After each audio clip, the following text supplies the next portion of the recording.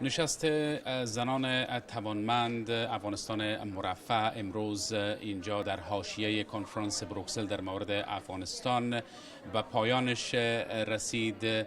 این کنفرانس در بخش حقوق زنان و همچنان توانمند ساختن زنان افغانستان در بخش‌های اجتماعی و اقتصادی یک کنفرانس مهم و یک نشست مهم و ارزنده بود.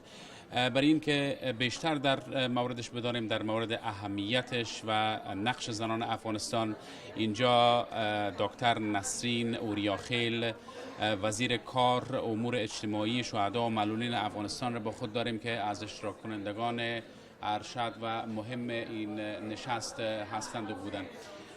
خانم اوریاخیل، بسیار خوش آمدین به این بحث از رادیو آزادی. اگر در ابتدا به ما مخاطبان ما بگوین که چقدر مهم است برگزاری این نشست در اتحادیه اروپا در مورد زنان افغانستان؟ تشکر. واقعا یک پروگرام بسیار مهم بود، به خاطر از اینکه صدای زن افغان جهانی میشه. زن افغان صدای خود بلند میکنه و برای جهانی ها میفهمونه که ما فعلا توانمندی داریم که خود توانمند بسازیم. ما تعهد داریم که خود توانمند بسازیم.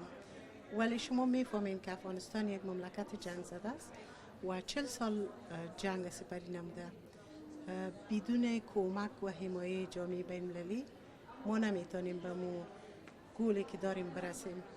بنابراین با همی با جامعه جهانی یکی از حساسات عمده انکشاف زنای افغانستان در شرایط فعلی است و امروز شما دیدین که واقعا هیچ نوع سرحد بین دوستای بین المللی ما و زنای افغان نبود از نظر شراکت و همبستگی و با یک صدا امیر گفتن که بیاین با زنای افغان یک جای شوین و زنای افغان حمایت بکنین و مردم افغانستان حمایت بکنین که واقعا یک دستاورد بزرگ بود. وزیر صاحب، یکی از بحث ها در مورد کاریابی برای مردم افغانستان هست، برای جوانان افغانستان، برای دختران و زنان و مردان در افغانستان و شما میدانین که این یک معضل بزرگ بوده در افغانستان. خب چه زمینه های کاریابی را برای دختران و زنان افغانستان شما پیشنهاد کردین و در نظر دارین که بر اونها این پیام امیدوار کننده را برسانید؟ تشکر. یکی از حرفای ما که امیدوار هستم شما هم در وقت حضور بوده باشین این است که ما ظرفیت سازی را برای خانم ها ایجاد خود کردیم و کمک مالی و حمایه مالی یکی از گپای بسیار مهم است، برای اینکه تعلیمات و اقتصاد با هم ربط بسیار نزدیک دارند. ما به اساس ضرورت مارکت باید ما حرفه را ایجاد بکنیم، نه به اساس سلیقه های شخصی که متاسفانه اکثر نمی رقم شده.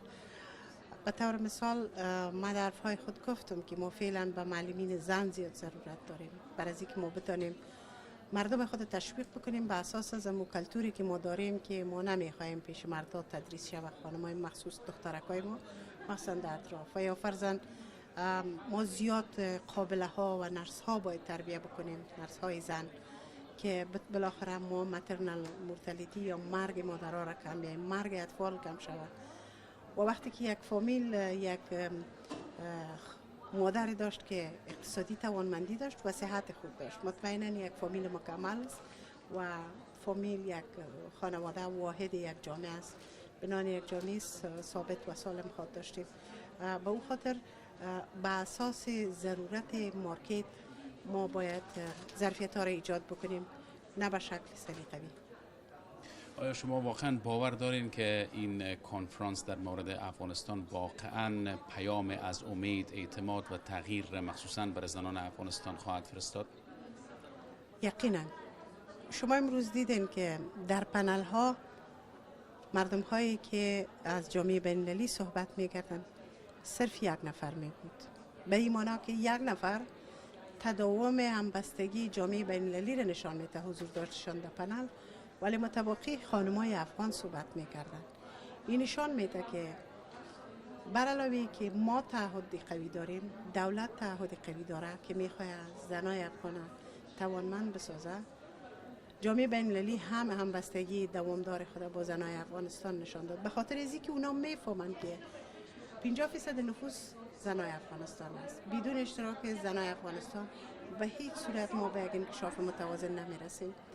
با مخاطر همبستگی خود نشان میدن. پس حضورشان در پنل، حضورشان در تالار، شما دیدن با چی گرمی اینا اشتراک کرده بودن، خودش نشان میده که یک نتیجه بسیار امیدوار کننده برای مردم افغانستان خواهد بود.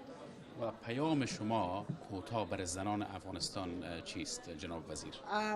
پیام من برای فرزندای خود باید بیاموزن که به پای خود استاد شوند، کار بکنن، زحمت بکشن، وطن خود وطن احساس کنن و حس مالکیت قوی بالای وطن خود داشته باشن، نخواهند دیگر محتاج مردم باشن. افغانستان کشوری غریب نیست، منابع فوق العاده سرشار داره با زحمت کشی های جوانای ما که خوشبختانه 60% نفوس ما جوان است.